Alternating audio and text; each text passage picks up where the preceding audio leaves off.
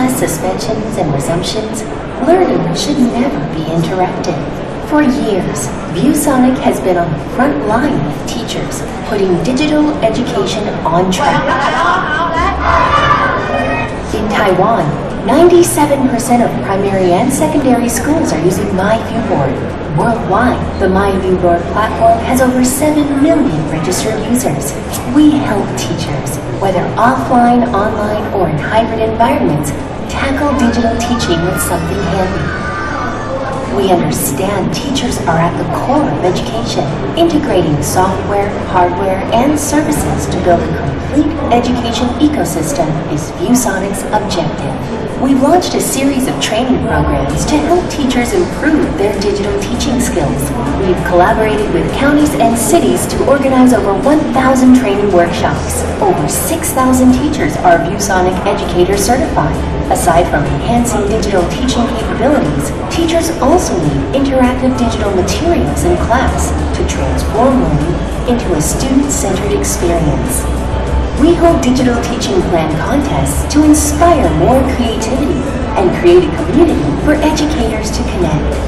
More than 34,000 teachers have joined the community, sharing over 3,000 digital interactive teaching materials. To make digital learning more interactive and immersive, ViewSonic continues to expand its EdTech solutions with the new Universe Immersive Digital Learning Platform. Through a 3D interactive virtual experience, it makes online learning feel as if it were in person. ViewSonic earned acclaim for driving digital transformation in education. We won the Dinga Digital Transformation Awards by Harvard Business Review. To deliver on our long-term commitment to education, we established ViewSonic College as a digital transformation accelerator for business and education.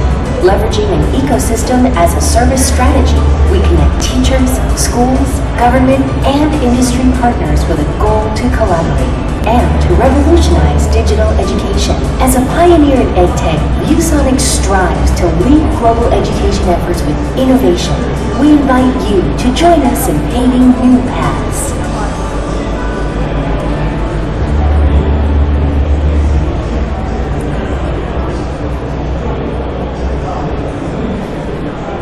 Once again, welcome Mr. James Chu. Welcome. Thank you. I'm very pleased to have the opportunity to talk to all of you. And today we'll talk about how Taiwan EdTech revolution.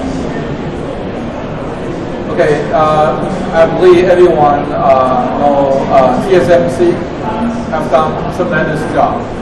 And from the beginning, the success is contributed by government. Our government initially funded this organization. And by contrast, so ViewSonic, Taiwan not only on the chips, also on the many computer device, and Taiwan is leading on the industry.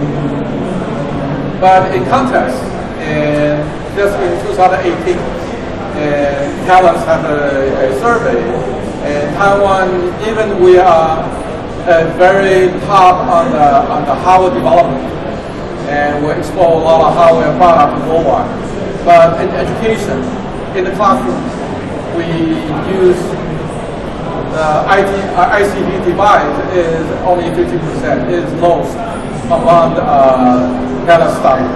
So what Taiwan can do to close the gap? So one, we are very top on the chipset development, and another one, education. Classroom use less. Okay. Once again, in Taiwan and government and industry will work together. And ViewSonic being leading in the digital whiteboard market in Q4, we are number one. And Taiwan organization and work with government and industry will work together. Will deliberately want to have a better result. So the ViewSonic approach is we not only take a hardware approach, also we develop a software. The software including a digital whiteboard software and also many other software to help in this build a solution. And And only solution not enough, also build an ecosystem, including training, including certification. Okay, that's a success will be done in the pandemic period. When the pandemic hit us, we see that's a great opportunity. When the war is locked down, then we have opportunity in Taiwan, especially Taiwan. We can do a lot of activity.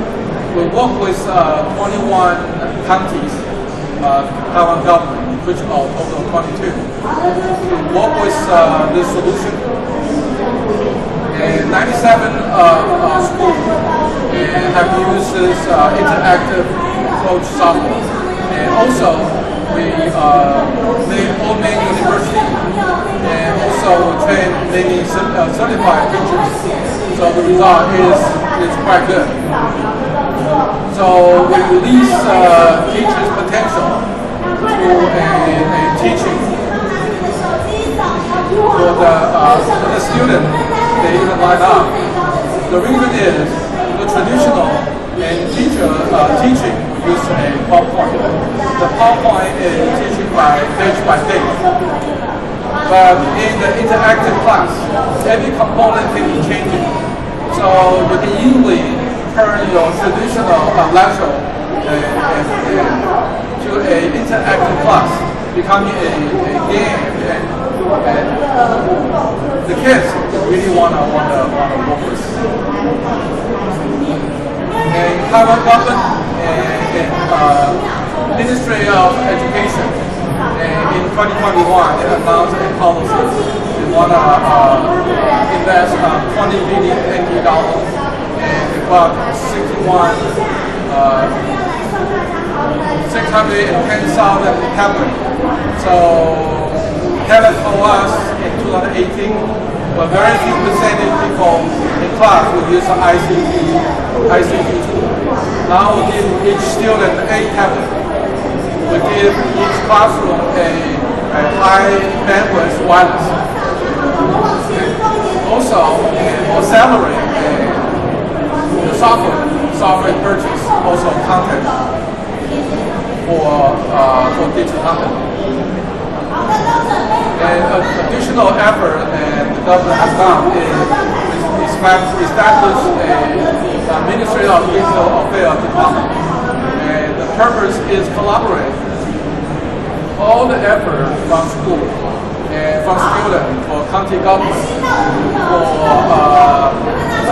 all together, including industry, and all together to deliver a best result possible to move Taiwan education to the next level. The challenge. Okay, so from TSMC, on the 90%, the high 2%, we are the last usage of ICT tool. In last 3 years, we've been doing a lot of effort and a lot of progress to make. The challenge is now any classroom, teacher has a teacher whiteboard, and they have a solid tablet in the class. So how teacher can what kind of pedagogy they can do from a digital whiteboard to a solid device and using schools. That's a lot of challenge. And the challenge not only from the hardware, we already have a hardware. What's the software? How's the ecosystem? How's the training being done to help?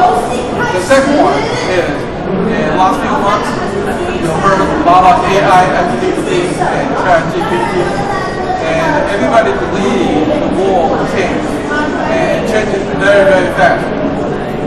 How can we incorporate with the AI, also metaverse, into the classroom, into the future education?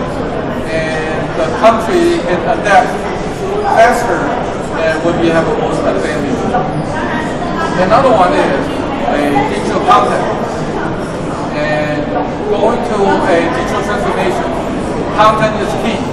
How can we develop an interactive content to give the teachers? The teacher only in each class only have 40 minutes. And every day they have many classes they need to teach. Without a ready-made digital content for a teacher is quite tough. So make teacher willing to do that. Make a class successful. Teacher content is very important.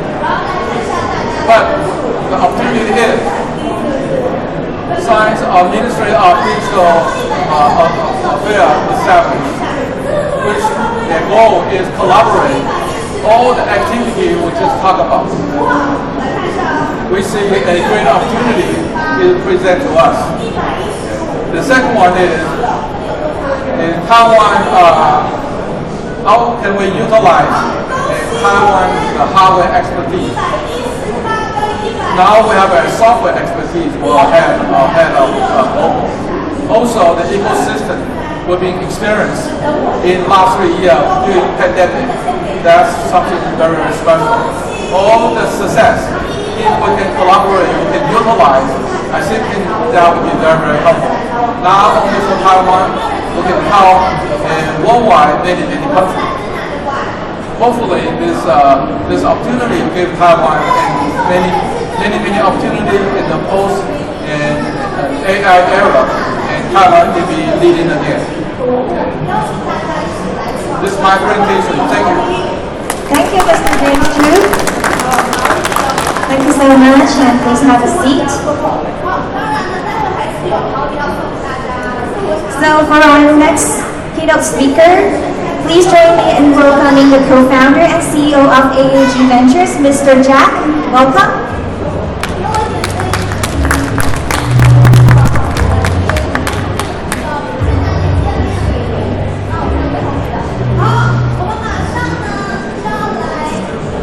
Hi, so my name is Jack. I'm the CEO of AAG Ventures. What we do is we are a Web3 and metaverse infrastructure company. So we provide software and services for any business to basically step in from Web 2 to Web 3 and metaverse as well. And today I'm here to talk about what Web 3 and metaverses can bring to business, to education. And it's slightly going to be a little bit off-theme because I know everything about education here, but I think there's a lot to learn from different industries so that we can apply to education as well. Okay? So first I want to set the context so that everyone's on the same page. The first thing we talk about is what is Web3. Web3, as a lot of you probably know already, utilize blockchain, cryptocurrency, NFT, and a lot of these new technology, right, to form the ownership. So if you take a look at the history of how internet and web developed, you can go back to Web 1, which is like back in the days where you go to all these news websites and you can only read, right? Then when you get to the next phase, which is Web 2, where you have social media, all this more interactive content, which is where we're at right now. And the next step is basically Web 3, which is what people now consider read, write, and own, right? So this concept of ownership. So the core idea of Web3 in general is that essentially it can never be taken away by any entity, right? It's all decentralized, it's owned by the people, it's not owned by the government, it's not owned by the internet provider, anything like that. And it's also permissionless because everyone should have access to it, right? And then then of course there's payment, which we also use as cryptocurrency. And the trustless part is because you should be able to conduct business without the need to have a third party in the middle, right? You should be able to trust each other, and everything is done by code. So once you deploy this smart contract, you can interact with them, and you know what the outcomes will be, right? So that's the core idea of Web3. Now, the next thing, metaverse. So the concept of metaverse that we believe in is a little bit different from the conventional metaverse, right? So there's not really any clear standard definition anyway to begin with. So the way we see it is that there are a few key points. First is that it's hyper-connected, and the velocity of data coming to you is much higher. So imagine, let's say, if I look at someone on here, I want to know who she is. Typically, I will pull out my phone, right, and Google, and hopefully I will find her. But in the hyper-connected world, when you have mixed reality with AR and VR, I should be able to look at her and I see the information right there, right? So the velocity is much faster. There's also many more mediums, right? Traditionally, it's just a screen. Now you have the screen, you have VR, AR, it could be sensor, it could be smartwatch, it could be anything, right? So these days it's just become much more interesting. And then based on a lot of different medium, there's also no physical limitation. If you want to do something in VR, now you can go to the moon, teach your kids about all these different things, right? Without being bound by the risk of, let's say, mixing chemical, doing physics experiments and all that. And then the last but not the least is gamification. Everything is gamified, right? Like, for example, what ViewSonic does with education is it gamifies that kids enjoy learning without knowing they're learning, right? And it's not just kids, it's adults as well. Like someone putting out their phone, trying to like learn something, and if it's fun, they would most likely do it. Okay. The last concept I want to say is NFT. Most people only understand NFT as essentially digital asset, collectible, and all these things, right? But it's actually a lot more than that. What NFT represents is essentially something that represents unique asset, or something that could be digital and also physical. Okay? And there's actually more than 3 standards. There's actually 6 now, but I'm just going to touch on the 3 of them. So ERC 721 is what a lot of you are known at right now. Let's say you go to OpenSea, you can buy all these NFT, collectible items and all that, right? ERC 1155 is actually a little bit more interesting because it's now not just unique asset, it's unique asset plus value. So imagine, let's say you have an apartment building, right? And you have, let's say, there's 50 different units inside that building. You can actually divide into different ones as long as they're actually the same spec, for example. And then the ERC 998 now, which actually make it even more interesting because you can now package everything into a bundle. Like for example, you can consider a building, let's say as an ERC 721, and a city could be ERC 998, right? Because you bundle everything together. So that's the core idea of an NFT. So now, what I'm going to go into next is give you a few example use cases so that you can understand better on what people have done so far with this kind of technology. Okay? So first case, I don't know if any of you guys collect sneakers. Like in a lot of countries, especially in the US, a lot of people collect sneakers. Like there's an Yeezy collection, there's the Kobe Bryant collection, there's all these different collections, right? So why is NFT good in this scenario? Right, so if you ever trade something in secondary market before, you would know that there's always the buyer, the seller, and the authenticator, right? You want to make sure you buy the real thing. Now, the round trip typically takes about 7 days, sometimes even longer, depending on the volume coming in, right? Now, imagine if you were to get this physical pair of sneakers, get authenticated and put that in a vault somewhere, and then you issue this NFT to represent every single item. Right? All of a sudden, the trading of this asset will move much faster. Instead of weeks, now it could be within seconds. Right? And a lot of times, collectors actually do not know how to maintain their own collectible items anyway. So it's actually better to be maintained in a proper vault, professional vault. Right? So this way, it's actually win-win-win for different sides. It's actually a win for the consumer because you can do things much faster. Right? It's a win for the environment because you no longer have to put it in a box and shift it everywhere back and forth. And the third part is the reason a lot of brands like this because there's a concept of royalty fee. Now for every transaction, let's say you have 10%, so Nike can get 10% for this transaction. So imagine this, right? If the cost of a pair of shoes is $100 and you sell for $200, typically your margin is only 100%. But if you remember when Kobe Bryant died from the helicopter crash, the price of his sneaker went from $200 to $6,000, right? And if you were to trade that multiple times a day or even once a day, the profit margin for Nike would be much higher, right? So that's why it's a win-win-win for all sides. The second one I want to get into is medical records. And if you have lived in the US, like I have, or actually any countries, right? Even in like countries like Thailand, where basically your record sits within a specific hospital or hospital network, right? Did not get shared. I personally almost died a few times because I have like 22 allergies, and people don't know about it. I travel to different country or even different state in the US, and people don't know about me, right? So the idea is patients own their own data, and it should be safely encrypted and stored somewhere. And with blockchain technology, what it allows patients to do is to allow anyone who are relevant, let's say a doctor, a new hospital, everything. So I shouldn't give them access to my data, right? So that's another part with blockchain as well. Everything is a public record, stored safely, and you have to control your digital asset and patient record, for example. So, like I said, with allergy is one of the big use case, and also post conditions that you have. Okay. The next one is to do with university, and this is to do with certification. And I'm sure you probably hired a lot of people before, and half the time you don't even check if they actually graduated from university, right? You just assume that they did.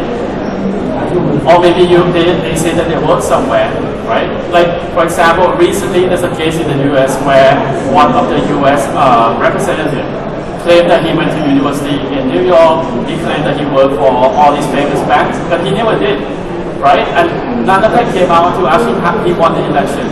So with the technology, with certification, if we all can come up with a standard that every university, every company basically write it in the same way, kind of like when you use LinkedIn, right? When you go to LinkedIn, you know exactly how to follow the data, the more it looks like. If you have a standard that's publicly recorded on a blockchain, now you don't even need to trust a third-party app to help you read the data. You can write your own app, go read the data. Now everything becomes more transparent, reduce the fraud, and also, sell a lot of money for everyone. Okay. The next one, now on the immersive learning. This is now touching more on the metaverse side.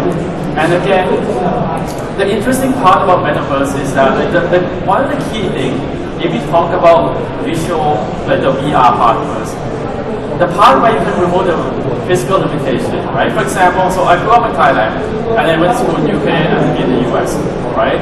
And I never learned about chemistry or physics until high school. That's because there's a lot of risk. If you mix the wrong chemical, it blows up, it can hurt the kid. If you do some physics experiment, like those, like for example, with a ball, and you push it and it can come back and hit you, right?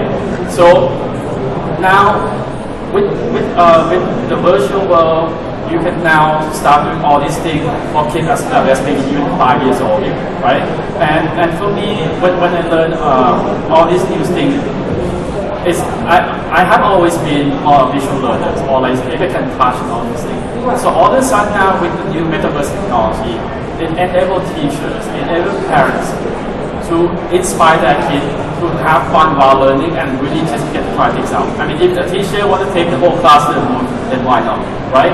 Or if you want to go into the International Space Station and see how the sun comes up on the other side of Earth, you can do all that, okay? And yeah, so there's a lot of different benefits, and that's why I think metaverse, and it's not just VR, it's AR as well, right? There's a lot of, I think, opportunity and useful that will come with this. The next one, process efficiency. Part of my background is also in fashion. I have a separate company that basically provide like vertically integrated solution for luxury brands.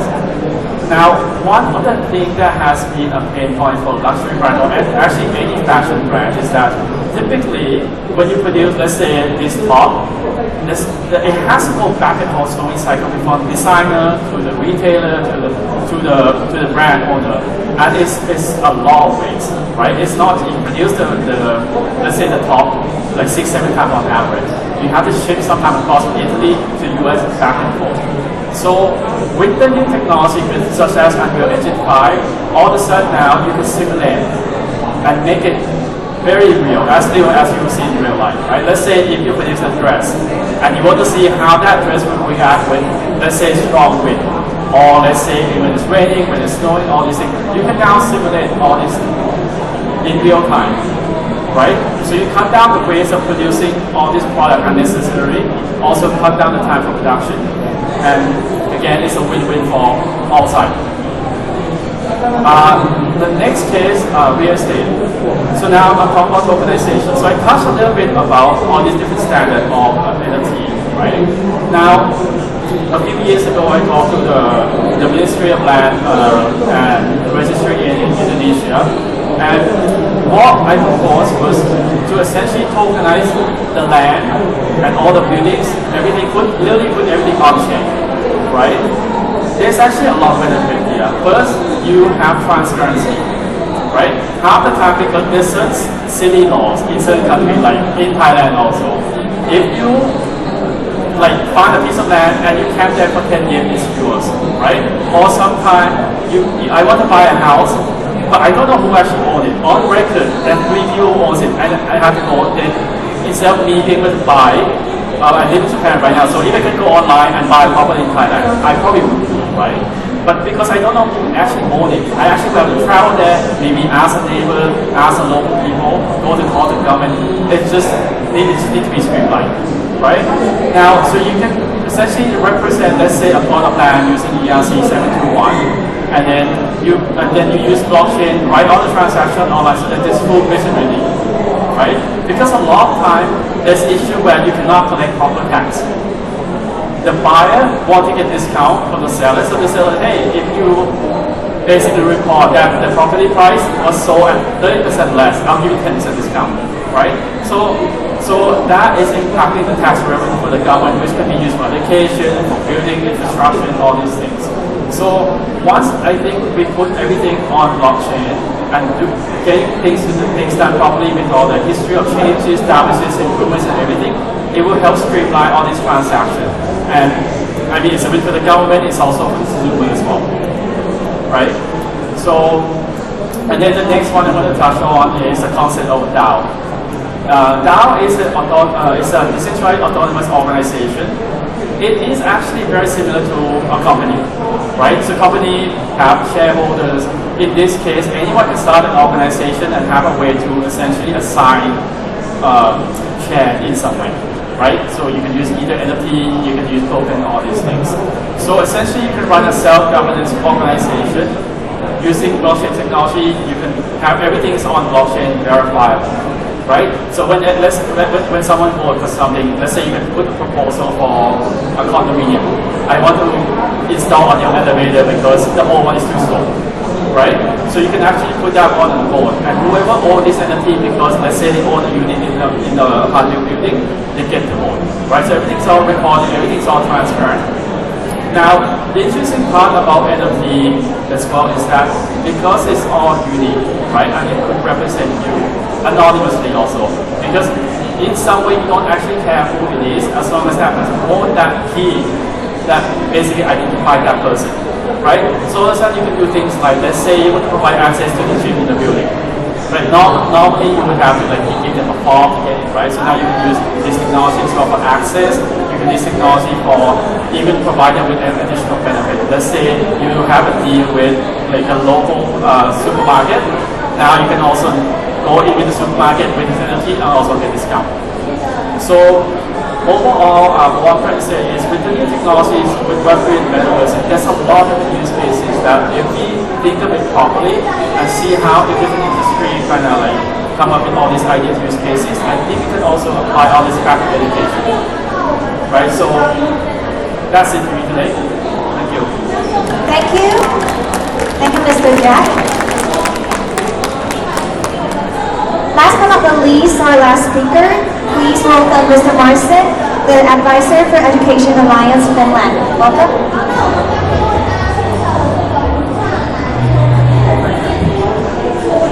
Can you guys hear me well? Well, ladies and gentlemen, first of all, welcome. And I'm not here to tell you nice things. I'm here to tell you that we, humanity, have a problem. And that problem is called education. The education system as we know it is not working. And this is what my distinguished colleagues from CMEO has been mentioning. We need to improve it. We need new models of delivering quality education. Just to set the background and set the scene really for my presentation, I wanted to use this screenshot from Tony Blair's Foundation for Sustainable Change that was presented just a few weeks ago. In order to reach the Sustainable Development Goals, the world needs around 272 million of new school places every year from now until 2030. 56% of children worldwide are unable to read and write by the age of 12. And that's increasing to a whopping 87% if we are talking alone about Sub-Saharan region. 15 years old in developed countries lack minimum proficiency, and one in every 5 of children. You know, so that clearly shows us that something is wrong, right? And that something needs to be changed.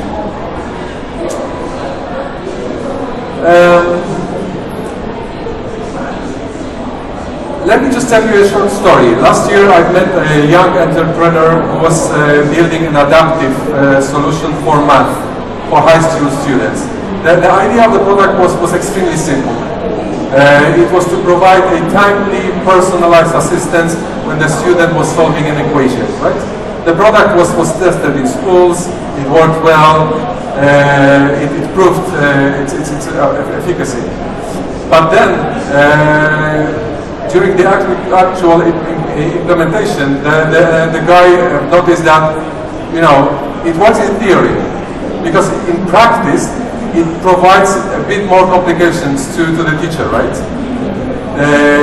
You know, everyone progresses at the same time in school. Everyone has to take exam at the same time. So how will this improve anyone's work if it would if it will help you advance your personal learning path?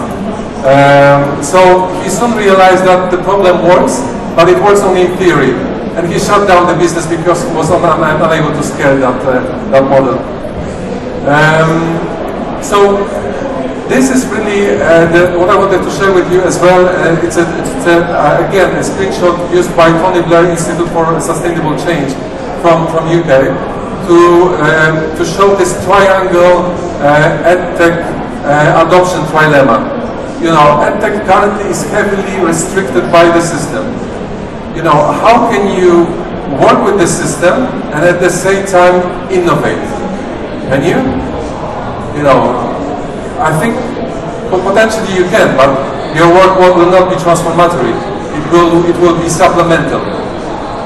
And this is something that really needs to be thought through again and again. You know, at the same time, there are no standards, global standards for assessing what works and what doesn't work in that. So we are actually working slightly in the dark in terms of assessing what could work, what could not, what couldn't work. I mean, you know, how technology supports learning outcomes for kids, for whom, under what conditions. You know, that's a mystery, right? That's a mystery to everyone. And it's a mystery because research and development needed to find it out hasn't been conducted. Until now, it has been very little incentives for education technology developers to prove that their products really deliver what they say it does. So just take the US for example, right? There is around 90,000 school products in the US alone. And over 500,000 apps on the App Store that are marked as educational apps. Of course, some of them could be working as intended, some could have even a transformational value, but without evidence, we wouldn't be able to tell. And that's actually something that is needed, especially in some part of my capacity. I serve as a consultant to the World Bank. In the developing countries in Middle East and Africa, where we oversee implementation of some large-scale EdTech project implementations, and it's clearly visible that, you know, there is no evidence to be seen, especially when it comes to low-tech products or solutions. So what is happening in the EdTech evidence space? I mean, my colleagues from CMU would probably have a lot to tell about it because they are doing some excellent work in the field. But in general, over the years, there have been a lot of investments in ineffective EdTech products and solutions, and many of them failed. Just one famous example, a company called Newton that proved itself to have it all figured out in terms of adaptive learning environments, was just died a few years ago.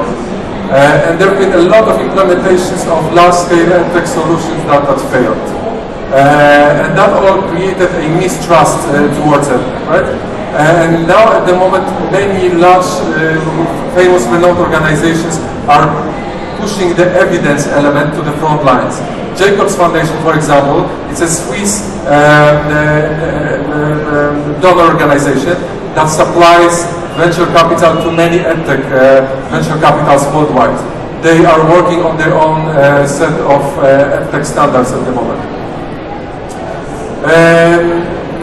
There has been some interesting mergers and acquisitions in the EdTech evidence space. In the US, for example, in December last year, Instructure, the producers of Canvas LMS, have acquired Learn platform that provides evidence as a service model based on Every Student Succeeds Act that is commonly adopted as a standard across the US.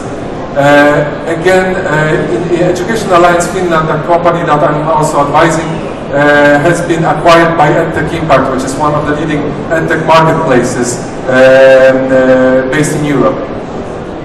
And then finally, big EdTech organizations are also pushing the EdTech evidence agenda to the front line. ADB is working on their own set of standards, as well as UNICEF. So is there something that we are missing? Are we at the beginning of sustainable change, perhaps? I wanted to share with you the typical EdTech evidence collection journey. You know, we might be thinking about high-end academic empirical studies conducted on EdTech efficacy, but that's probably not for everyone.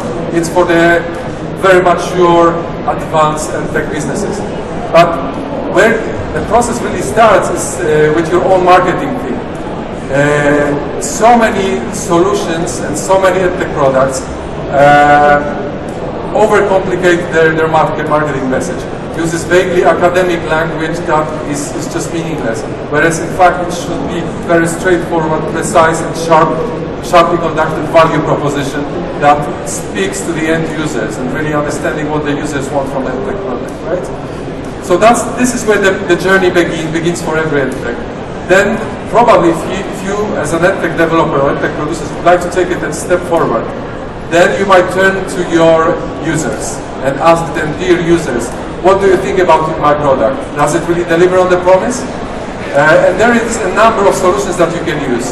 There are some vaguely, general, such as Google reviews or Amazon reviews that could be influenced in one form or another. But there are also some ones that are kind of, for example, dedicated to EdTech industry as such as EdTech Impact, that conduct check in terms of how the reviews are being submitted and who is submitting those reviews, to check really that these are genuine users of EdTech products and solutions. And they comment on specific applications and specific learning outcomes of that specific learning products and solutions. And these are much more trustworthy. Obviously, there are some new emerging players on the market, such as EdTech Marketplace, that have been just formed in Singapore, right? That claims to be the leading marketplace for Asia. I have no comments because it's been just created, so it's probably a relatively new company, so they are still trying to build the capacity. One step forward in terms of advancements are independent certifications or evaluations. I've just given you two examples. One of them is a Learn platform that I mentioned that provides evidence as a service solution. And currently, because there are no global standards, it somehow works as really depends where are you trying to get to with your product or service. If you are trying to get into the US market, then probably Learn platform would be your choice, because they have a wide recognition in terms of the US market. If you are looking for the Middle East or let's say more in Southeast Asia, then Education Alliance Finland have created this framework that assesses the pedagogical value of learning products and solutions. They created an interesting framework that really guides, assesses the pedagogical value of learning product and solution. And then finally, at the end of the spectrum, are EdTech test beds. And EdTech test beds are, control environments, either physical or virtual, where the developers of EdTech solutions and also the users can interact in the control setting to really develop and iterate on EdTech products and really measure the efficacy of the learning product and solution. So this is the high spectrum of the product. But ultimately, that shouldn't stop anyone from embarking on the EdTech evidence journey, because there is a very low cost of embarking. It's really starting with a well-defined value proposition of your product or service.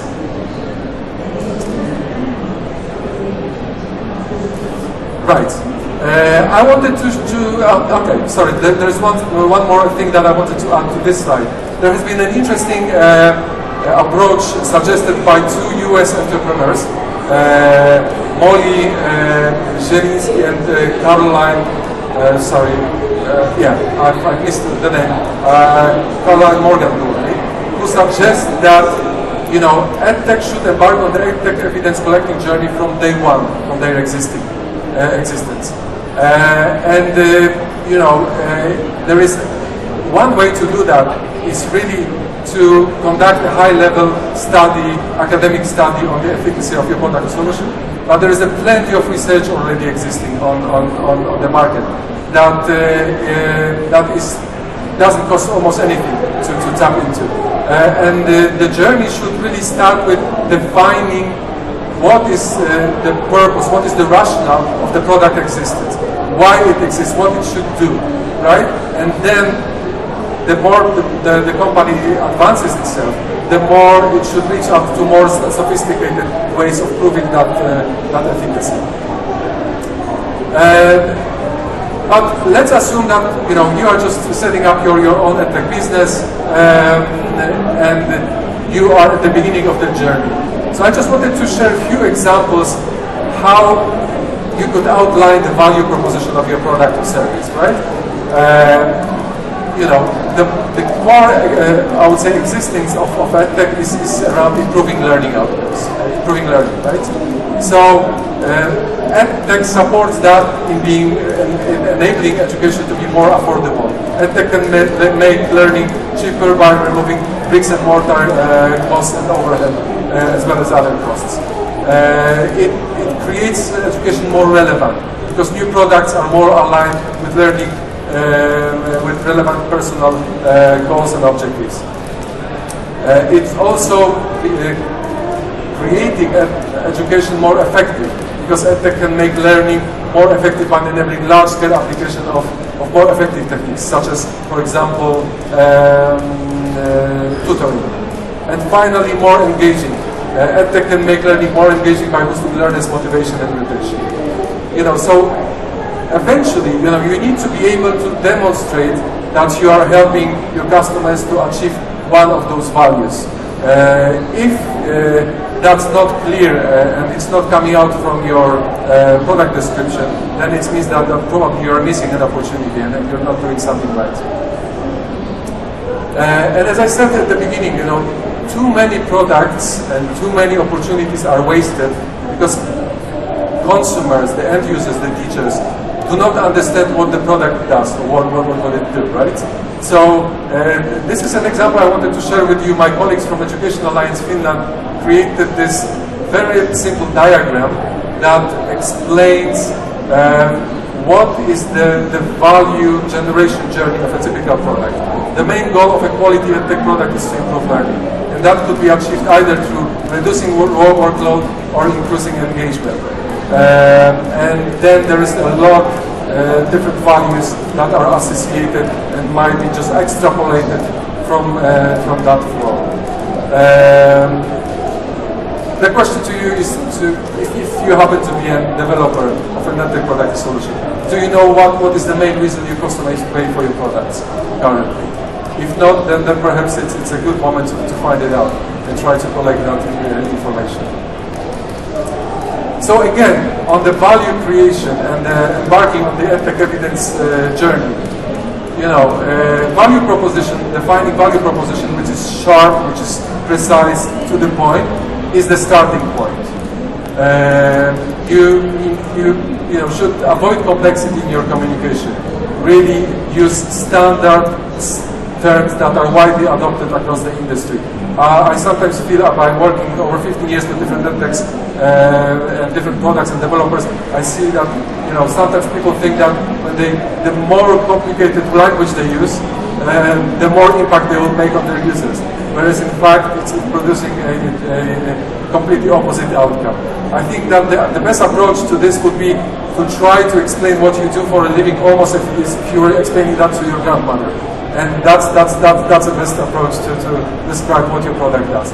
And potentially try to include some independent proofs of validation or some existing researches that are widely available to many people everywhere, right? And then impact research is about tracking if users get the value that you promise really, so that you keep up to your own promise in terms of transforming the education model. Okay, and just to make this presentation slightly more attractive for you guys, I wanted to give you a quick exercise. Please turn to your neighbor or whoever you're sitting next to. Pick up your phones from your pockets, please. And put down in the browser the name of the company that you're representing, right? If you don't represent an edtech business, just please put down a name of the company, edtech company that you recently come across. And allow your neighbor to read that and comment on what do they see from that description. You've got about 1 minute. Please, I would everyone like to engage into that exercise. And then I will ask you just a few questions once you do that. So pick an edtech company and ask your neighbor to read the description of that edtech company. And then we'll come back to the subject. So I'm counting you down.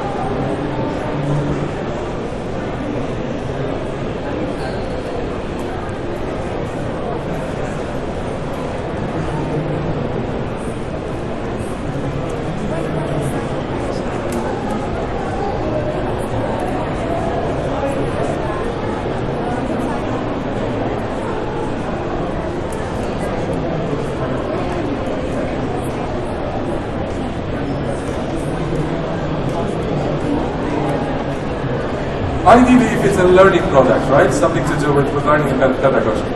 So that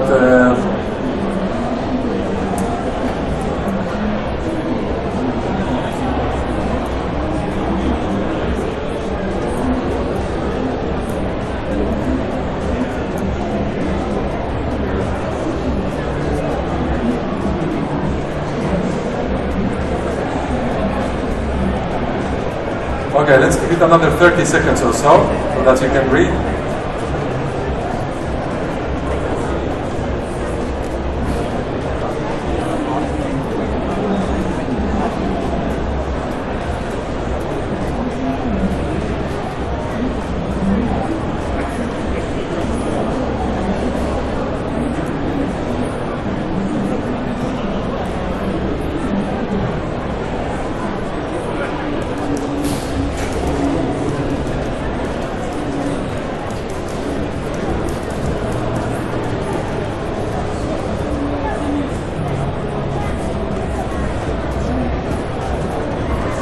Okay, let's stop it now because otherwise we will just exceed too much time. But anyway, my question to you is: how clear was the value proposition of the product? Have you understood the value proposition of the product service from the first attempt? You can raise your hand if that was the case. If you really got what the product does from the first attempt. Okay.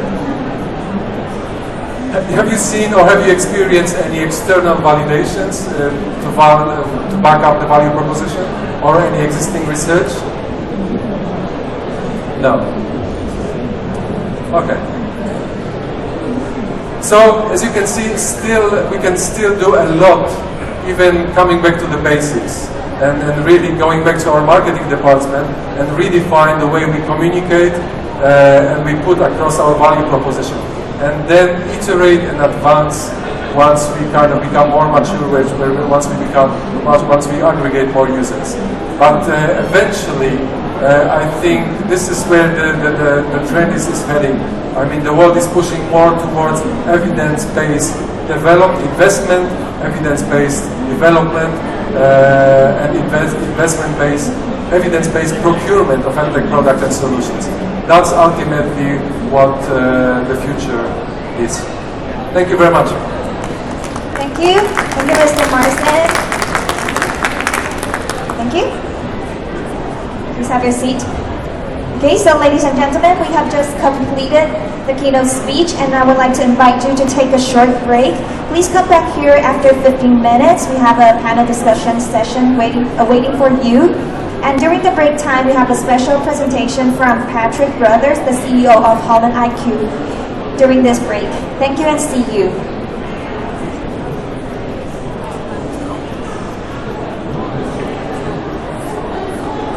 Hello there, my name is Patrick Brothers, co-CEO of Holland IQ. I really wish I was with you all in person there in Taiwan. It's so long, it's such a significant period apart. Please make the most of your time together. I really wish I was with you all to hear the questions that you're all asking, the lessons that you've all learned, and the insights that you've gained over the last few years. It's a real privilege to share just a short presentation, 10 or so minutes of insights that Holland IQ is seeing around the world. And again, I very much hope to be really soon learning from you and sharing what we've learned around the world as well. Give me a moment and I'll share a very short presentation, around 10 minutes of key insights that Holland IQ has learned over the last few years, bringing together an outlook for 2023. 2023 starts a new chapter in education, where in the post-pandemic, post-stimulus world, we've seen a significant amount of investment and attention to education technology. We've seen the formation of new companies.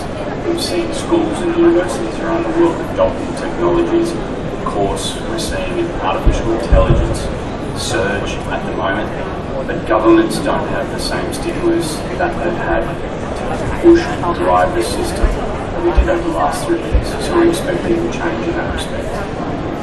We're moving from a short-term surge to a long-term transformation. We're moving from learning loss to competitive catch-up. We're on a bumpy ride. The economic foundations are not clear right now. We're seeing progression around the world to companies, to governments focusing on their attention at home, their home markets. We'll see consolidation of procurement. Schools and universities, governments around the world seek to rein in what was a wonderful period of experimentation, of adaptation, of learning about digital. Now we will see a consolidation as we see schools and universities look to choose one or two tools that will serve them well and reduce the amount of tools overall that they use as well. As we look at our outlook for the global expenditure in education, we continue to stand by our mid-COVID estimate that saw a reduced level of spending globally. We still see strong underlying population growth driving expenditure, mostly in emerging parts of the world. In higher education, however, we see deflation in tuition as many markets around the world seek to reduce the cost of expensive post-secondary programs. We're seeing further momentum in faster, cheaper, incredible to employer alternative credentials. And we're seeing over this long transformation, digitisation, reducing the cost of administering education overall as well. From an investment perspective, specifically in education technology, 2022 brought us back to earth. In 2021, we saw the peak level of investment, $20 billion of venture capital investing in education technology globally. In 2022, that halved. When you look back at the long history of investment in education technology, it's back to perhaps a sensible, sustainable, ongoing level of investment. Had it not had COVID drove that period surge of investment. We'll be shortly sharing our Q1 insights for 2023. We definitely see a much lower level of investment than we started this year. That investment has been very strong in the US. It's been extremely strong in Europe. Europe has really played catch up for that period. And India continues strong as well. However, in large markets like China that have been for a long time, we've seen a dramatic reduction in investment in education. When we look across our open source global learning landscape, we see the 50 clusters of innovation in education technology sized relatively on this chart to show the amount of investment, the number of investment rounds. You see a very great concentration of management systems.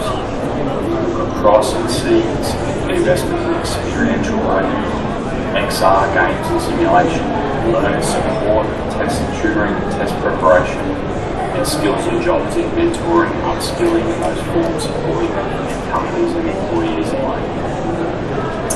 Zooming back out just to see those trends both from a venture capital deployment in 2022 on the left and the number of rounds, we still see clearly here management systems dominating investment across the landscape. Learner support, remember that was tutoring and test preparation, followed closely, and also workforce skills and jobs. Not as surprisingly, we start to see the economy transition. Employers look to upskill, improve the productivity and focus of their teams wherever they operate around the world. The last few years have been a really interesting period. We've been through this education technology surge relatively.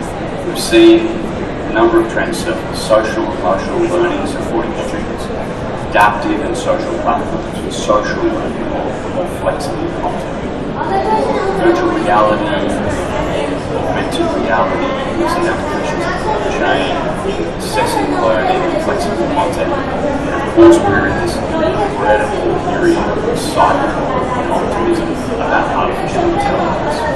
Not from everyone, as it also will disrupt many of our global practices. We think of this as another one of those moments like many others. We think that technology about learning intervention is how to system exams, what they should be able to do without that of course. Now we're moving on to language or much more sophisticated applications of artificial intelligence. And then authentic experiences. And what COVID drove us is to simulate those using robotics, virtual reality, and other formats. Simulate perhaps hazardous environments, very expensive, possibly rare environments or environments where the practice over and over is required to master skills and physical development. I mentioned virtual reality and simulated training.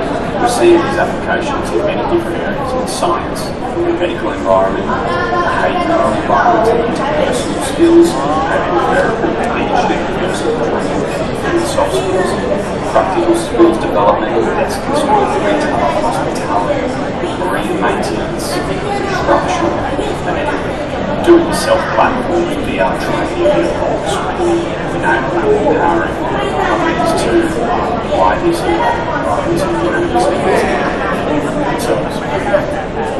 In our 2023 Artificial Intelligence Survey, we asked our global community where they saw the highest potential impact of artificial intelligence across the 4 areas that are vision-based artificial intelligence, voice-based artificial intelligence, language-based artificial intelligence, analytics, and machine learning.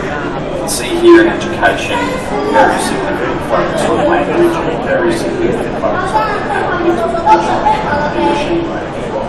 Many applications still use voice-based systems, you can see compared to peer industries such as climate technology, health technology, education, very, very high on language-based artificial intelligence, which are where technology such as ChatGPT, Embed, Google, and many others will see language-based artificial intelligence.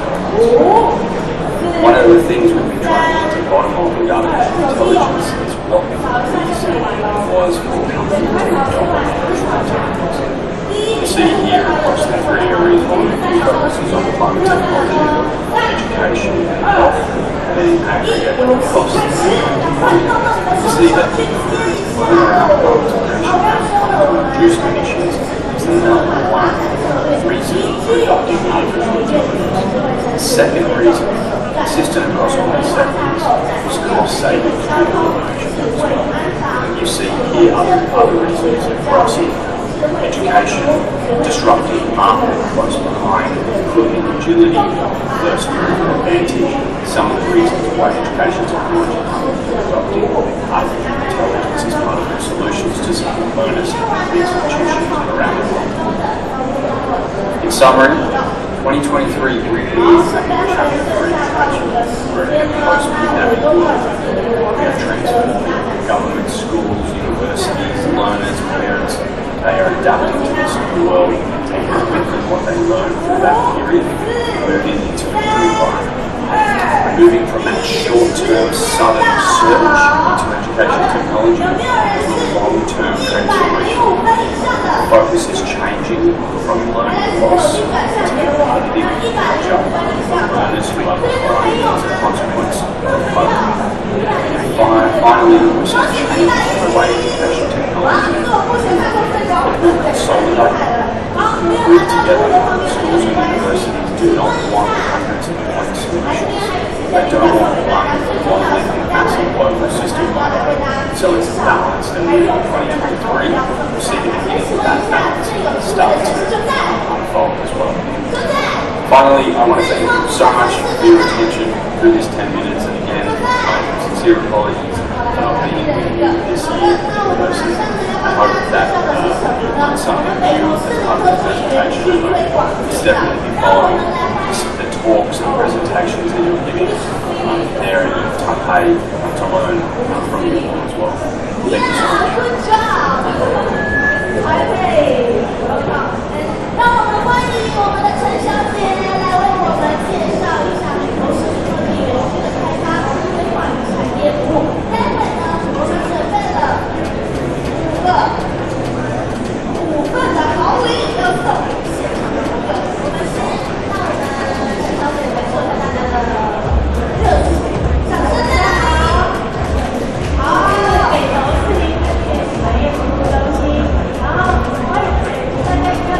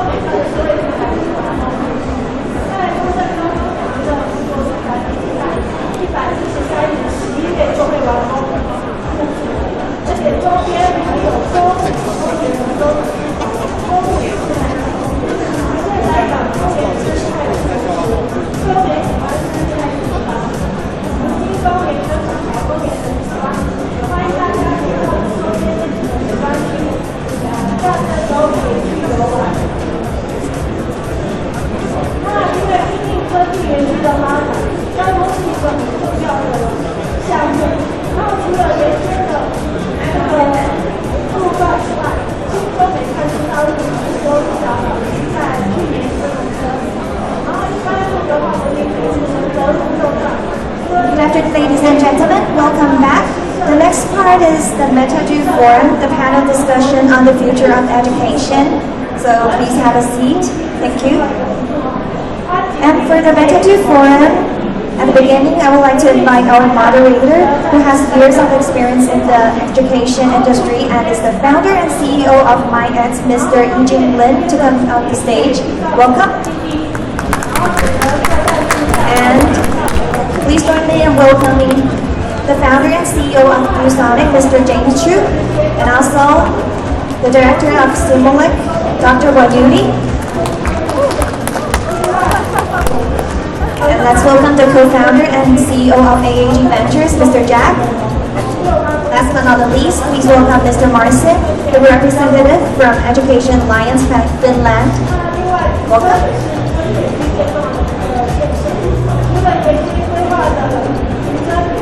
So please.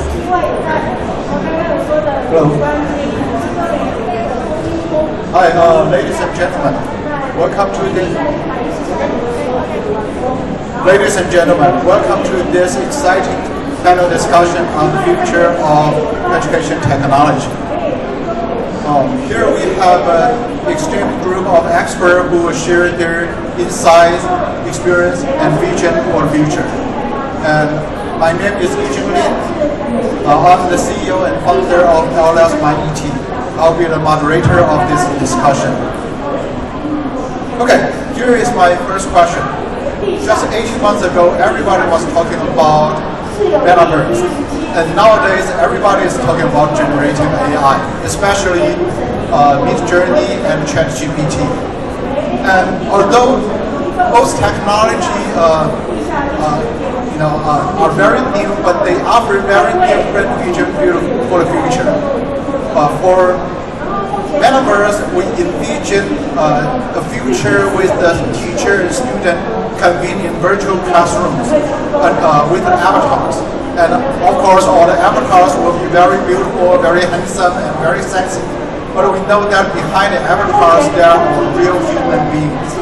On the other hand, with the generative AI, we envision a future where students will use ChatGPT and Midjourney to complete their homework. And they will even learn directly from virtual tutors, AI tutors. And so, in the long run, we imagine that some of the teacher might be replaced by AI. And also, even the student might be replaced by AI because some students feel that they do not have to learn anymore. If they have any question, any problem, they can simply use ChatGPT or Midjourney to solve the problem. So, what kind of future do we envision? Is it more about metaverse or more about generative AI? Or that's something totally different? So, that's the question. Who would like to answer first? James, can you? Sure, yes. And I do believe AI will change education a lot of change. And all the instructional way of teaching and now facing challenge because students already know it. And so how we design the class, and I thought that could be a very challenging, also very good opportunity. So how can how teacher can, the role from teacher, I believe, more to the coach. So coach each person how to utilize AI, how to exchange creativity, and also present the creativity. And I think the future classroom will have many change will happen. So interactive become more important, and people can, students can freely exchange the idea, they freely exchange the creativity to others. So I see some of design thinking class. I saw it become more important. And learn by objective is becoming more important. Traditional writing on the whiteboard and write the article becoming less important. And students probably don't have patience want to hear that. So that's a challenge.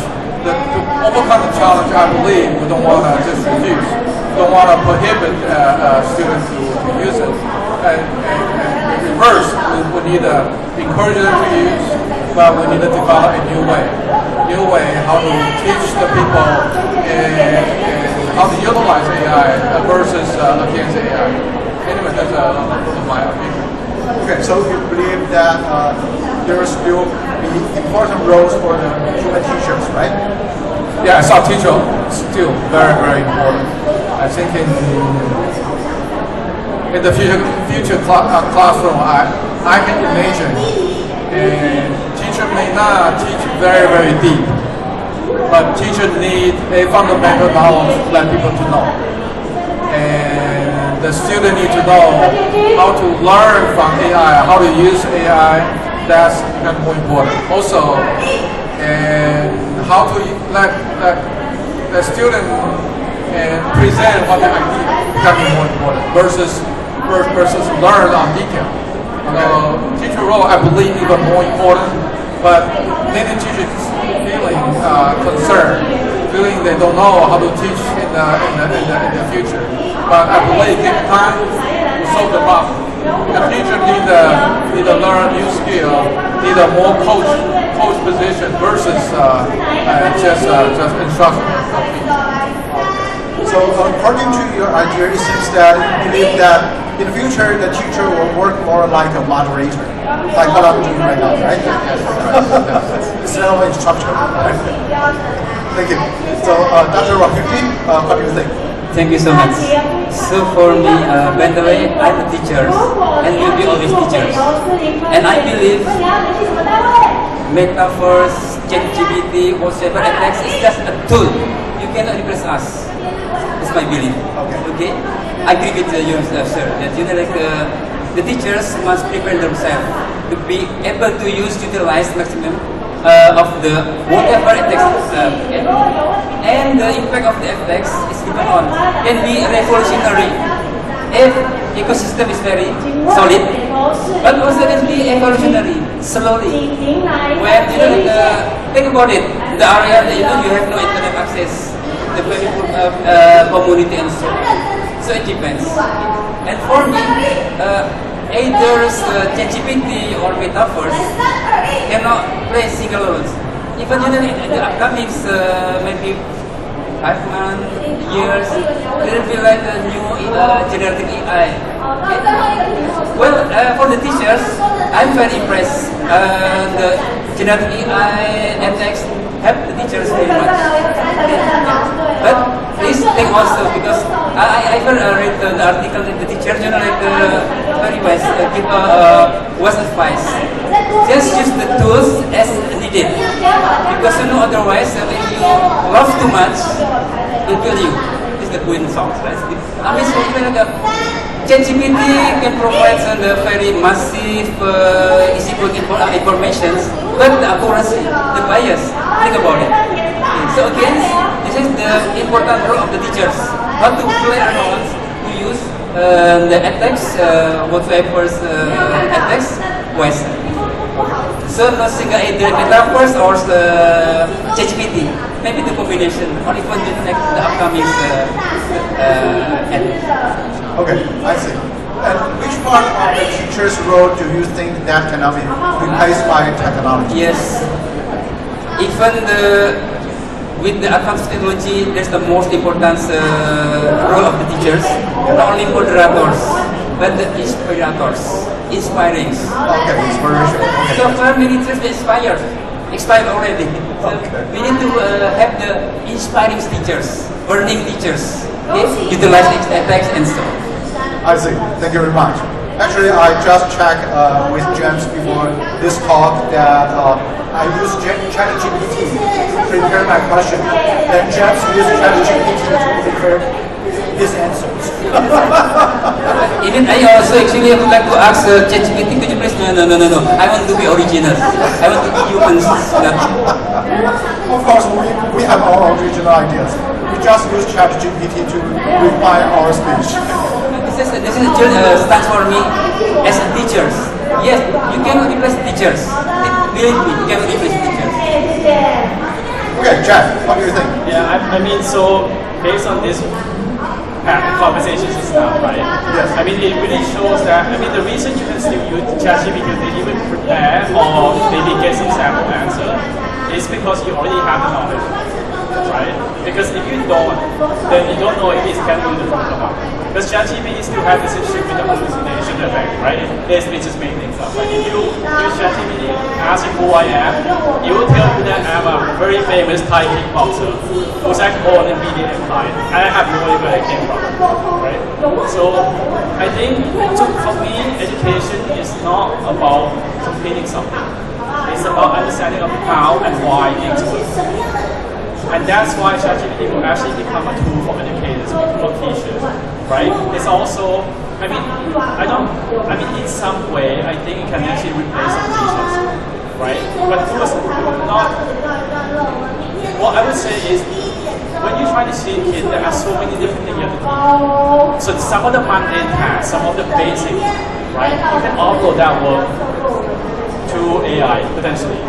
But decision making, logic, how to form thought process, all these things, I still believe it has to be coming from teachers, from parents, right, from experience as well. Otherwise, everyone basically will become AI themselves, right? If you ask ChatGPT how you would do things, and everyone basically follow blindly. Like there's some experiment right now on Twitter where this guy's like, hey, if I have $100, and this guy told ChatGPT, I will do exactly what you tell me, try to make me as much money as possible. And so far, he made about 2,700 out of 100.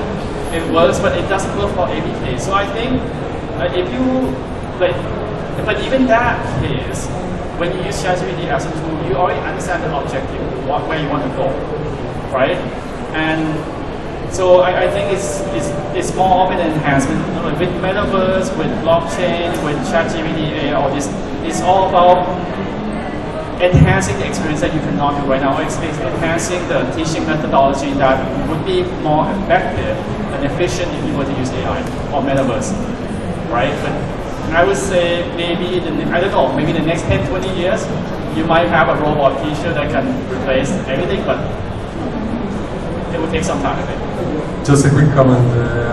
Excellent arguments, first of all, but I think that with every new emerging technology, there is obviously a threat and an opportunity, right? And I currently see more opportunities than threats. Like, if you will recall the hype that was created when the calculator was invented, that was end of mathematics, right? Some people say that, you know, the education as we know it, especially for the science, is done. Has it finished the science? Has it finished mathematics? No, it was just another tool that simplified things, right? And the same applies to AI.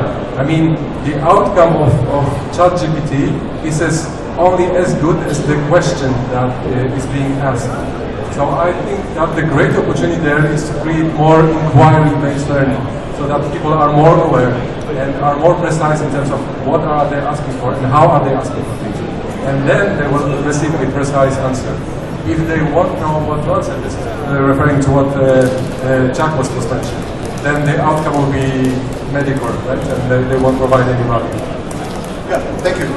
Marcin, you mentioned that there are opportunities and threats, but we know that in the education environment or the ecosystem, there are teachers, there are students, there are schools, and there are entrepreneurs.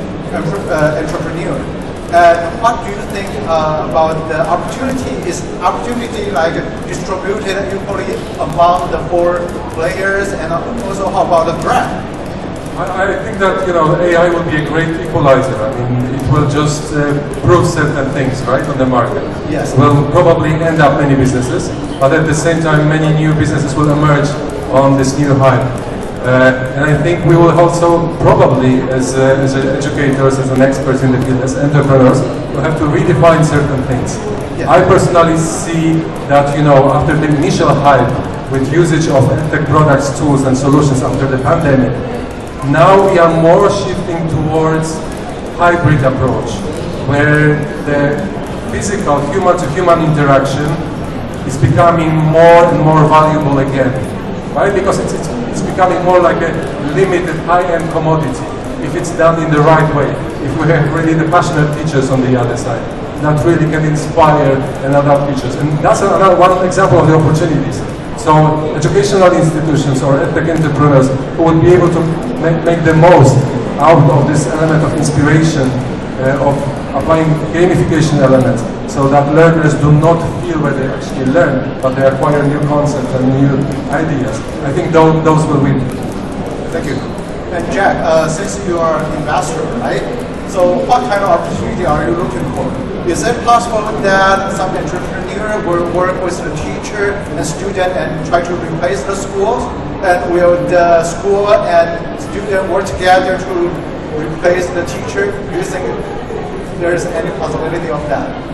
Again, it's not about replacement, it's about enhancement. Enhancement, right? okay. I mean, the certain teacher will be lacking skills. So for example, if I'm a math teacher, right? Yeah. And I know if I can create a presentation of class where it's much more interactive, Yeah. right? But I don't know art, Yeah. right? Or I don't know how to design the makeup, like a beautiful presentation. What do? I can ask AI to potentially generate it, right? Or if I can think of a way to learn math. Right? I mean, when I grew up, the reason that I became really good at math is because essentially every day in the morning, I have a twin brother. So the way we actually gain pocket money is my mom asked us to add up phone number of the license plate of the car in front of us, right? So she found a way for us to incentivize us to like gamify and do things. Now that may or may not be possible without like some aids, like or like interaction screens and all this. So then teachers would potentially ask AI, which actually has knowledge that is being informed around the world, right? You can ask AI, like if I try this, has anyone done it before? How efficient is it? Like, is it effective, right? So you can actually use AI almost like your research tool, your assistant, right? So now every teacher has an AI assistant. So I don't think it's a bad thing, right? And again, because the trend of people being afraid of being replaced right now, if you are able to essentially provide everyone an AI assistant for their own profession, right? I would say that will be more welcome by everyone, and even any company that can do that, I think will really excel. Thank you, Jack. And James, you are also an entrepreneur. Actually, you are a very successful entrepreneur. You were my idol when I was in school. So, what do you think? I believe there's a great opportunity when the new technology come out and when the world is changing. Yes. I saw opportunity first. Yes. Okay. I can imagine in the future classroom, and teacher just day before announce a subject tomorrow want to learn, and you guys find out from ChatGPT. You guys prepare. Yes. You guys all have a perfect answer. That's great. So you have a basic fundamental knowledge already. So then we're starting the class. The class starting, we want to solve the real world problem. Present. Talk about what your idea. What your idea different than others. In the classroom, they need a software, they need a hardware, and all classmates can see the person's idea clearly. They can wisely, easily translate the image, the work, the presentation to the screen. And people can talk about, and based on teacher, because everybody have the same type of knowledge already, let's have a teamwork. Let's work on some subject and each work together. How can you work together and a device can help you to do that. A software can do that. I see that tons of opportunity. Also, of course, they need a training. The teacher need to upgrade themselves to the next level. I see if future classroom teachers been very, very busy. Nothing to do. They are more busy than today. The reason is AI give you opportunity to the assessment each classroom. And 30 students, they're all level different. Should teacher teach them the same thing? So at least 50% of person wasted the time. So today it's a standard way to teach.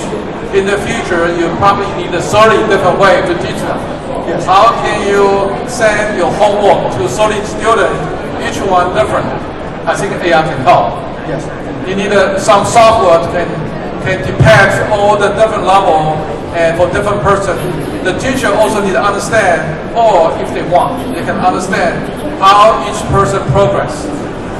What kind of homework will good for them? What kind of class will work for them? I see an aggressive teacher will be much more busy than today. Okay. So I see teachers have a lot of opportunity also. Dr. Rogy, James, you bring me back to my past when I become the first, the young teachers. This was, I bet, so daunting with so many tasks. And yes, I agree with you. The future teachers will be, of course, busy. Yeah, but busy the other things, not just about admins. And for your information, my wife also teachers. Eva, she doing the administration notes. This, doesn't make sense. So the AI will be helpful very much. okay, great. Then another question, the second question is that what is the impact on learning equality? Now we have generative AI. Will that widen the gap between the rich student and the poor student, or will it narrow the gap? What do you think? Yes. Thank you so much. Well, I love watching movie, like the science text. Well, as I said before, if the ecosystem is solid, everyone get equal access, then the emerging attacks will have to provide a learning equality. However, with the disparity in the children between the rich and poor, so wide. So whatever in the what kind of movie I remember, those who have, they can enjoy everything, and the undergrounds maybe Mad Max, yes. Another movie also this one. So it depends on how can we create the good ecosystem for everyone. Okay. Doesn't mean that must be an equal ecosystem. Say like in the rural area, how can we provide them with the attacks, the appropriate attacks, so they all can enjoy the advanced technology. That's my perspective. So it depends on. It's very complicated. If the governments, the political will get issue that everyone can get access, then we can have appropriate learning equality. If not, well, they can be. Yeah, but now I have to pay $30 to Midjourney every month, and pay another $30 to ChatGPT every month. And I know that some poor student could not afford that. And if I have a ChatGPT and I'm kind of a rich student, I can have ChatGPT to do a homework for me. And other students do not have the money to pay for ChatGPT, then would that be a big problem? Actually, they're both free now. So Midjourney is not free. Midjourney is free. If you don't have to pay, but it will expose for the first 25. Yeah, You still need to put your credit card details, don't you? and also, so ChatGPT is free. You can pay with $20 per month, right? Midjourney, there's so many different. So now there are at least 25 different tools similar to Midjourney. I actually have one running on my laptop also, right? So it can actually be done for free. And there's a lot of different software. Like for example, if you're part of school, university, Adobe typically give you all these tools for free, right? So you can go to a computer lab. And we know this entrepreneur is free in the beginning. At some point they're going to charge you, right? That always happens. But university or school actually subsidize that, right? So students can actually use them for free. So as long as at least they have opportunity to go to school, I think it's actually that's why he said this technology actually become an equalizer. It allows people who are from low income family to actually get this advanced technology, right? And all they have to do is experiment and figure out what should be the problem. And there's a prime example right now in Japan, where this guy who is not a manga artist, right? And he's been writing manga using Midjourney. Because he studied all the prompts and he figured out how to make sure that if I have a character in this scene, I can actually get all these prompts so that all the character looks very similar, all the same throughout the whole journey. And that's before ControlNet became available, right? Now with ControlNet, you have a lot more control, but even before that, this random guy figured out how to write a full-on manga, like full series, within a few weeks. It's amazing. And I think that's why this technology is very exciting, because for someone who didn't have the skill of, for this case, writing comic book manga, all of a sudden now you can do it. As long as you can be creative and figure out what is the limitation of this technology and what is what is it. Thanks, Jack. Well, I'm a bit skeptical in terms of the role of AI in terms of reducing the learning inequality. I mean, I think it still needs to be perceived as part of the software world, right? And the software world is only as good as there is internet connectivity and if there is hardware to run it on. So the whole part of the south, of the poverty south that we are trying to do, it's not connected to the internet. Yes. So I think in that sense it might actually increase the division between the north and the south. And this is where I'm actually looking in the direction of big donor organizations that are supporting the developing countries in terms of making sure that we have the basic fundamental technology in place so that we can all leverage the existing technology that's out there. But before that is in place, then it's obviously difficult to benefit from those new emerging technologies. Yeah, I totally agree, and I mean, sometimes all it takes is one computer. It doesn't have to be high spec, right? Just need to be able to browse website because like ChatGPT is just web-based. And a company like Starlink with Elon Musk, they're trying to provide internet use satellite everywhere. I think I'm gonna put some prediction out there. I think within the next 5 years, there won't be anywhere that won't have access to internet. There might be difficult, there might be only one single device, let's say for even for a whole village. But I think what that does is it will give an opportunity for someone to try things out and maybe get ideas. But I think that problem will soon be solved, personally. There's a lot of effort, right? Especially like some people like you focus on a couple of countries now, right? And European and other countries, right? So I feel like people start seeing the need in all these different parts of the world, and also the opportunity that you can provide to the locals. Yeah, exactly. And without any extra funding, it will be difficult to bridge that gap. Because at the same time, we are talking about edtech and the new emerging technologies.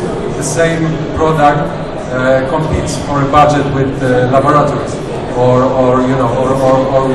tap water.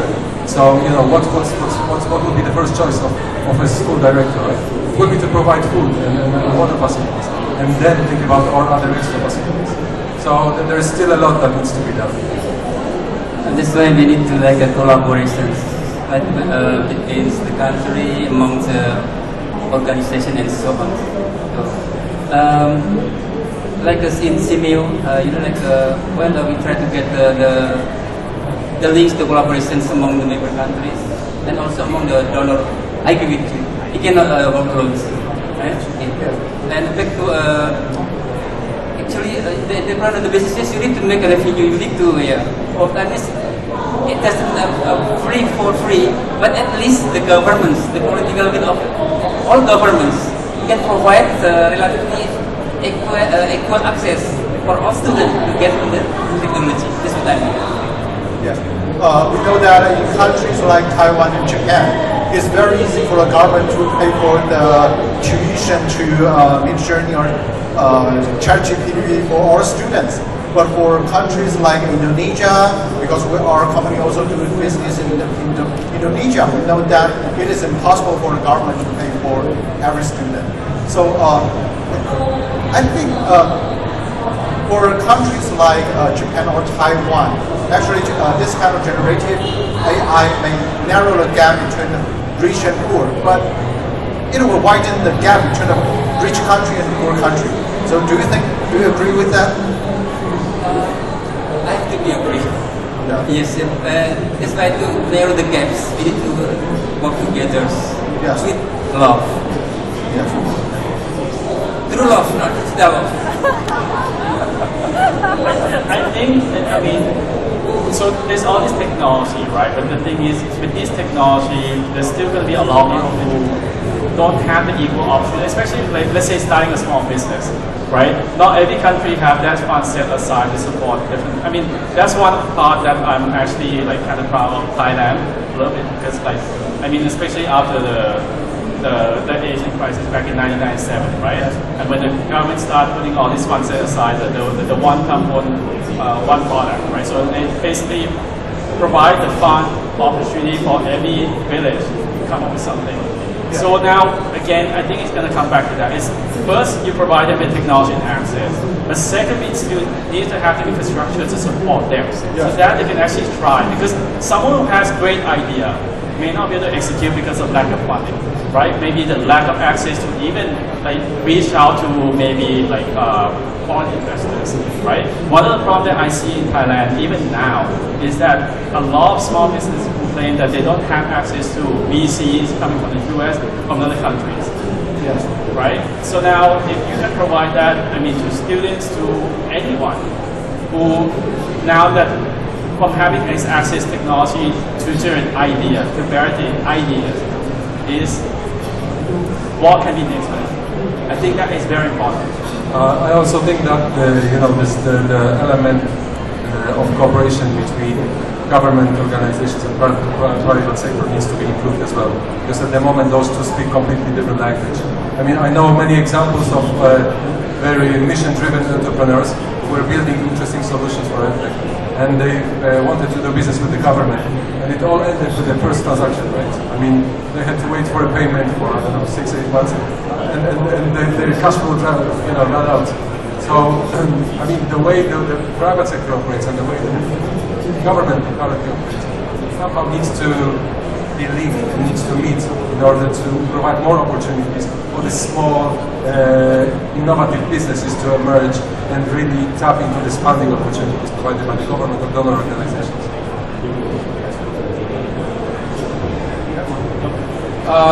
Even in a ChatGPT or AI or enlarge the gap, they do have some opportunity also to close the gap. And like a poor country, before they're not able to access a lot of resource, the global world-class resource, but now they can be very easy. Like for example, for language learning, yes, they have a new way, but before they don't have a chance. So language learning becoming much more easier. So the key maybe is the technology access that have less opportunity. But I think one example, you probably use Microsoft Windows. Microsoft Windows for in Taiwan will pay $100 US. But I remember like 20 years ago in China, Microsoft finally they compromise for $10. Probably 10 RMB, not even US dollars. So very low cost. So I think the organization and anyway the country, they will figure out a way. Make a technology access is lower enough, people affordable. As long as affordable, but they can access the content is as high as in the United States. As high as developing countries. So that's before it's not happening. So I say from this point of view, the gap is closing. Of course, if it's not affordable to the access technology, the gap is enlarged. So I think we do have a challenge and opportunity too. Okay, thank you. Thank you all. Okay, so the third question. What do you think about the certification of educational products? Do you believe that it is important to certify educational products? Or shall I ask, do you think it is possible to certify educational products when the technology is constantly improving? So Marcin, I think you're an expert. Thank you. I mean, I feel obliged to answer the question to some extent.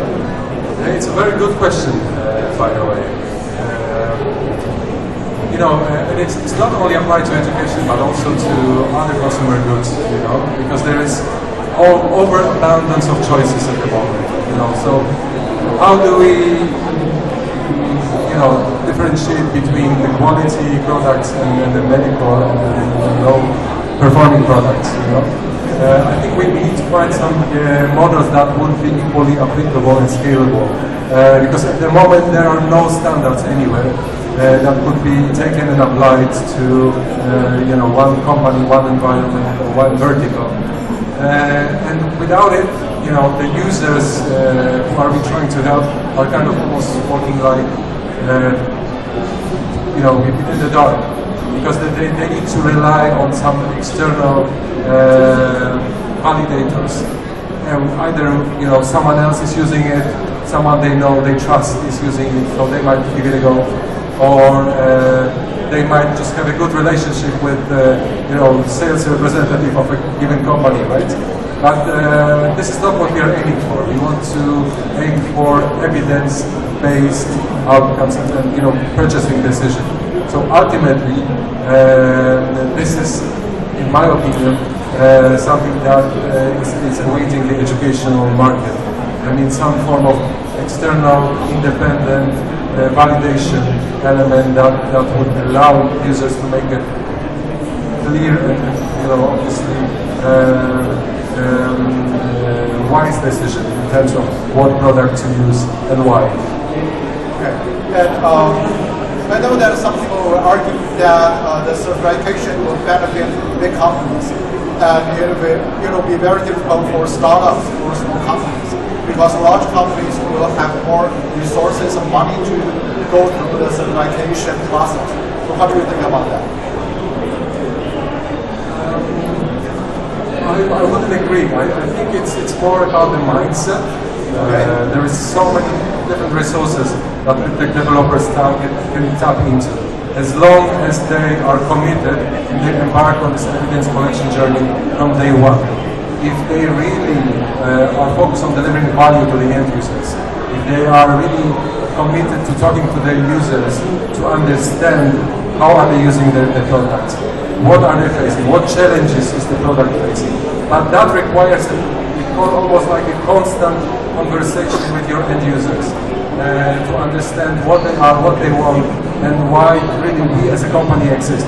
And sometimes the big companies forget about it because they are becoming too big.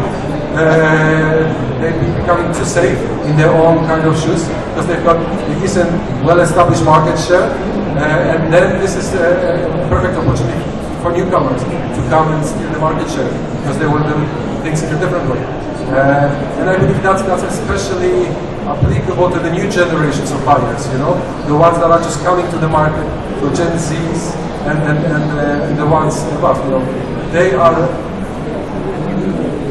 in their choices, they are looking for solutions that make an impact, that change the world. Not only purchasing decisions, but also their professional decisions. They want to work for companies that are not there just to make profits, but really to have a mission behind it, to leave the world a better place than they started. So I think I could see that there's a great opportunity for those businesses, many businesses, to reinvent their business, right? And really think about what could they do different, what can they do more innovative, and really to inject this startup mindset in their DNA cultures. So, James and Dr. Umar, do you have any opinion on that? James? Actually, I fully support Martin's idea. And certification, I saw, is very important. And since my starting, I'm an entrepreneur. Since I started the business, I'm a very small company. I need to compete with a big company like Sony.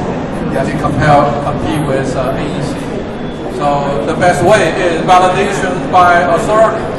At that time, when I started business in the United States, and in my industry, computer industry, is PC Magazine. So winning PC Magazine at a choice. Since our goal, every year I want to win the PC Magazine at a choice. So certified, similar. Certified validation is very, very important. Quick question: how did it help you in terms of your business getting certified by dpsmart? A group of people, expertise. They know how products should do better. For example, an editor. So they represent end user mind. What end user want, they are expert. So meaning we're close to the end user. We're close to the expert, meaning we're close to end user. So our design is, when beginning to design the product, I want to win an award. So I set a criteria. What criteria will make me win an award? Just like today, if you are starting a certification program, and I want to learn your certification, I started thinking, what your criteria? You want the people engaged, all right? I want to design my class engaged. You want this interactive. My material, I want to make sure it's interactive. I like to pass. I hope I have opportunity before I certification to have all criteria and make sure all passes. Meaning, if you are a good reputation certification organization, you will represent the end user the best interest, will match your best interest. That's a shortened way I can let people know I'm certified. So at least I have a trust organization to certify me. So it's a great idea. I want to get your certification too. Yes, James shared a very positive experience, and I totally agree with that because I live in the USA for 8 years too. And we know that in the USA there is a system, a fair system, the culture, we can trust the PC Magazine, we know that they are doing a fair job to judge your product. But we also know that in some developing countries, for example, I would say in China. In China, if you want to get your apps certified by government, we know that most of the foreign application will get rejected.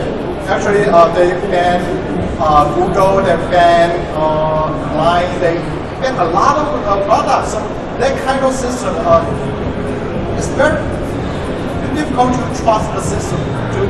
It's very difficult to trust the certification. So what do you think about that? Well, I'm not businessman, and as educators, of course, like the product must be certified, must be high quality. Yes. And the issue is like the process is very complicated, takes time. Yes. And while the technology also, like very fast moving forward. Yes. So like like a set of points, each one we need to do one. Yes. So if either authority or independent bodies to do the certifications can do fast, systematic, it's okay. So yeah, basically yes, I do agree. Whatever attacks, like upcoming attacks to be certified. Yes. Jack? I mean, I have more of a question than an answer, right? Yes. So, I mean, with all this new technology, should the existing certification board actually, are they even the right parties to do it anymore, right? So I think it has to be a continuing evolving process. As we have new standard, new technology, I mean, if you go to a certain country where they don't even have money to figure out all these new certifications, let's say with AI drugs and all these things, Yes. then how do you get certified? Do you have to then, let's say, go to the US and be certified with certain standards, right? Just for example, like because we work in the finance industry, so for us, it's very important for us to get SOC 2 compliance, even though we do business in Singapore. Yes. It's because it's a trusted party. So now I think in the future, you'll be much more decentralized and there's be a lot more, I mean, there'll be certain specific parties you can always rely on, potentially, right? So now I think it's come down to, I mean, if you start, I always believe you start with the right mindset, like you said, right? Then you would tend to prep everything so that you will potentially be certified by some standards. But if you start off as less experienced individual potentially, then you may not follow all this. I mean, you may not even know it exists until you go to a school like, oh, by the way, you need this certification, right? So I think in some way, it's good to have all these tools, maybe even ChatGPT, right? If I want to start this kind of business, what certification I might need?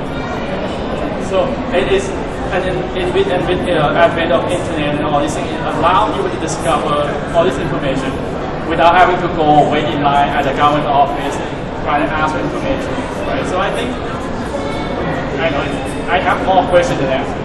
No, good remarks, Jack. I totally agree with you. And I think that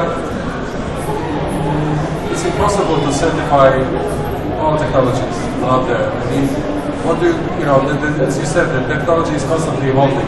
I mean, I think what we should focus on in terms of certification is the outcomes that the technology provides for the end users, rather than the technology itself, right? Whether it's effective in delivering what it promises it does. And I believe if the solution focuses on the pedagogical aspect of delivering, helping the users reaching their learning goals, improving learning outcomes, then that's fairly easy, right? To measure and assess. If it's not, if it's more kind of administrative or whatever, then we need to it's all about, as mentioned earlier, it's about some certain criteria and transparency of the system and certain set of rules that will be equally applied to everyone. Currently, that's the biggest obstacle, right? Because there are no certain standards and rules that will be applicable to everything. Thank you. Thank you very much. So we still have time for the audience to ask questions. Any questions from the audience?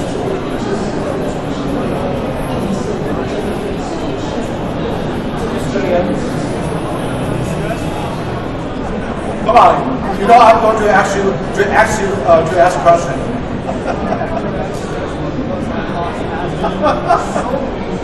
Mr. Lian is a very famous teacher in Taiwan, actually all over the world. He is a teacher of the teacher. We teach teachers how to teach Chinese, right? Yes. Thanks for questions, but I'm so stressful because my boss is busy. And my boss just suggested some new ideas for me to accomplish. So sorry, I don't have pressure. Just I want to express my stress. Okay. Thank you. Any questions?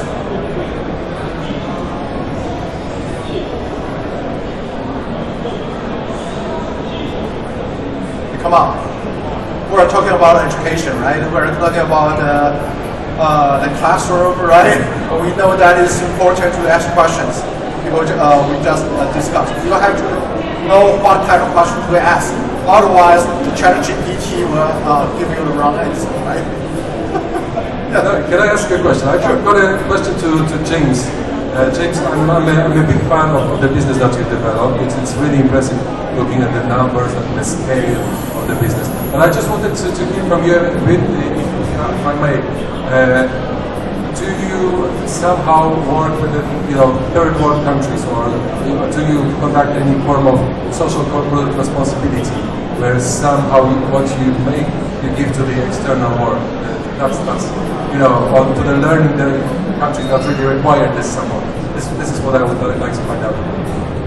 I know that you're a businessman, obviously, and you need to care about your employees first and the product. I just wanted to understand a bit about, whether there are any corporate social responsibilities. Okay, yes. Actually, many other countries, for example, Southeast Asia, we do many business, almost all countries, including, for example, India. We are number one market share in India. And last quarter, about 58% market share for the interactive whiteboard. Also, many other Asian countries also were top three players. And for the ecosystem, actually, what you mentioned that suddenly we spread so many different countries.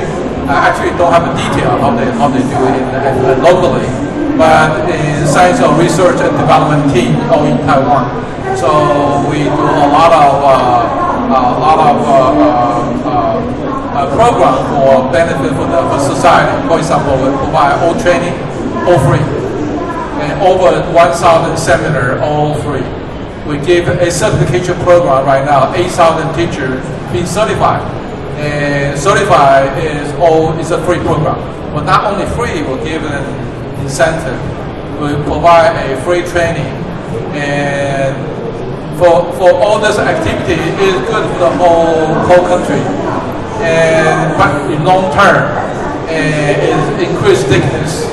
They know we can provide a whole solution. Eventually benefit to us. So we'd love to do that. Also, we set an organization called the ViewSonic College, meaning we have many teachers. So far, they're all free to serve this community. We'll also provide a educator community. Right now, we have 35,000 teachers, peer teachers. So teachers share idea. They create some lesson plan, and good lesson plan encourage other person. Everything's free. but teacher want to have a stage and show what their creativity is. They make friends with other people. They show that the good lesson plan. They love to do that, all for no money involved. But this activity actually helping many teachers. They're not there to ask questions. They can buy in the community. They can learn a lot. Hopefully, now we promote this in many countries, including Southeast Asia. We want this community work can expand it, can be even bigger. Yeah, very impressive. Thank you very much. And just expanding on what Dr. Rogy said earlier, it's all about sharing and connecting, right? Different organizations, about digital love. Exactly. This is what finally you think love, right? Can I have questions? Sure. Yes, sure. Because you don't ask questions, I ask you questions, right? I believe that many of us already become parents, right? Yeah. So, how you as parents transfers or even shares, like whatever, ChatGPT, not only to the, okay, let me give you example. I love to share. So, even in my community, it's very not so developed community. I think last week, I shared during my subuh congregation. How many of community members know ChatGPT? What? GPT? No, GPT. Okay. Then you know what? Interestingly, after my priest, you know, the parents they come to me to ask about the detail. Okay. So my question to you: have you ever shared whatever you learn with your children, community, friends? So this is like domino effect. And we can spread our sharing whatever just a little bit, but it impacts to educate our community. So how many of you sharing your experiences using the ChatGPT majorly, or you just keep for yourself? Yes.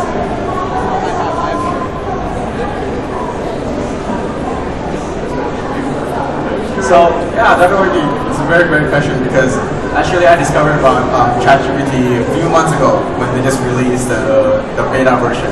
And at that moment, maybe just my personal experience from III as well, like maybe all my colleagues didn't know what that is, but you know, slowly I introduced them, and then slowly, I think up until now my whole company around 30 people they actually like encouraged using ChatGPT in their daily work style, and even introduced my family and also my friends.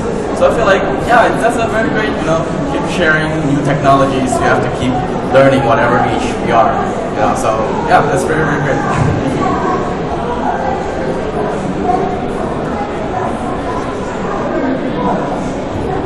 Okay, so thank you very much. I think time is up, right?